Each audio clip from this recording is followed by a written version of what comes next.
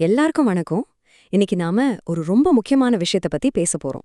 சுவாமி சித்பாவனந்தரோட தினசரி தியானம் குறிப்புகள்ல இருந்து நம்ம மனசுக்குள்ளேயே இருக்கிற ஒரு அமைதியான இடத்த, அதாவது நம்மளோட இன்னர் சாங்க்டம எப்படி கண்டுபிடிக்கிறதுன்னு இன்னைக்கு விரிவா பார்க்கலாம் வாங்க.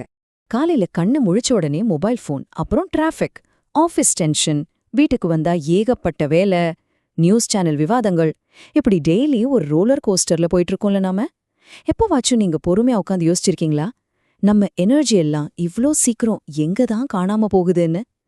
ஏன் எப்பவுமே இவ்ளோ டயர்டா ஃபீல் பண்றோம்? சரி, விஷயத்துக்கு வருவோம். இந்த வெளி உலகத்தோட சத்தமும் சோர்வும் நம்மள என்ன செய்யுதுன்னு முதல்ல பார்க்கலாம். சுவாமி சித்பவானந்தர் இதுக்கு ரொம்ப ஷார்ப்பான ஒரு பதில சொல்றாருங்க.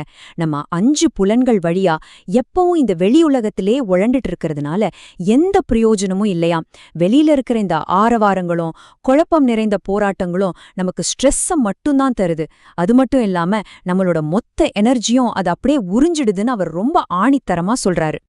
அப்போ இதுக்கு தீர்வு தான் என்ன? இங்கேதான் அவரு உள்மனசுங்கிற கர்ப்பகிருகம் அப்படிங்கிற ஒரு அழகான உருவகத்தை பயன்படுத்துறாரு. அவர் என்ன கேக்குறாருன்னா, பிரகாரங்களையெல்லாம் தாண்டி கர்ப்பகிருகத்துக்குள் வந்தால்தானே கடவுளே உன்னை நான் காண முடியும். இதுல எவ்ளோ பெரிய அர்த்தம் ஒளிஞ்சிருக்கு பாத்தீங்களா? ஒரு பெரிய கோயில்ல சுத்தி இருக்கிற பிரகாரங்களையெல்லாம் தாண்டி உள்ள இருக்கிற அந்த இருட்டான அமைதியான கர்ப்பகிருகத்துக்கு போனாதானே நமக்கு உண்மையான தரிசனம் கிடைக்கும். அதே மாதிரி தாங்க நம்ம வாழ்க்கையும். வெளியில இருக்கிற சத்தங்களையெல்லாம் தாண்டி உள்ள போனாதான் உண்மையான அமைதியை நம்மால ஃபீல் பண்ண முடியும். இப்போ நீங்க பாக்குற இந்த ஒப்பீடு ரொம்பவே இன்ட்ரெஸ்டிங்கான ஒண்ணு. வெளி உலகத்துக்கும் நம்ம உள்மனசுக்கும் உள்ள வித்தியாசத்தை பாருங்களேன். வெளியில எப்பவும் ஒரே சத்தம், குழப்பம், சோர்வு, எனர்ஜி லாஸ்னு ஒரு பெரிய புயலை அடிச்சிட்டு இருக்கு. ஆனா நம்ம மனசுக்குள்ள ஒரு அழகான கர்ப்பகிருகம் இருக்குங்க. அங்க அமைதி, ஆனந்தம், ஆறுதல் எல்லாமே இருக்கு. இத நாம முதல்ல ஸ்ட்ராங்கா புரிஞ்சுக்கணும். சரி, இப்போ நாம அந்த உள்நோக்கிய அமைதியான பயணத்தை எப்படி ஆரம்பிக்கிறதுன்னு பார்க்கலாம். அந்த மன அமைதியை அடைய நம்ம செய்ய வேண்டியது இந்த 3 விஷயங்கள் தான். முதல் படி என்னன்னா, வெளியில நடக்கிற தேவையில்லாத போராட்டங்கள்ல இருந்து கொஞ்சம் விலகி நிக்கிறது.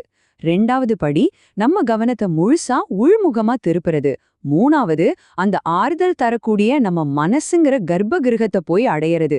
இப்படி உள்முகமா திரும்பி மனசுக்குள்ள போகும்போது நமக்குள்ளேயே ஒரு பெரிய புத்துயிர் கிடைக்கும்னு இந்த குறிப்புகள்ல ரொம்ப தெளிவா சொல்றாங்க.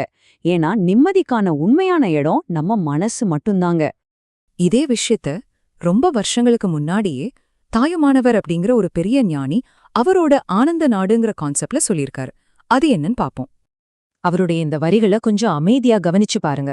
ஈனன் தருநாடு இது நமக்கு வேண்டாவென்று ஆனந்த நாட்டில் அவதரிப்பதென்னாலோ, அதாவது இந்த வெளி உலகம் நமக்கு வெறும் சோர்வையும் கீழ்மையான விஷயங்களே மட்டும்தான் கொடுக்குது.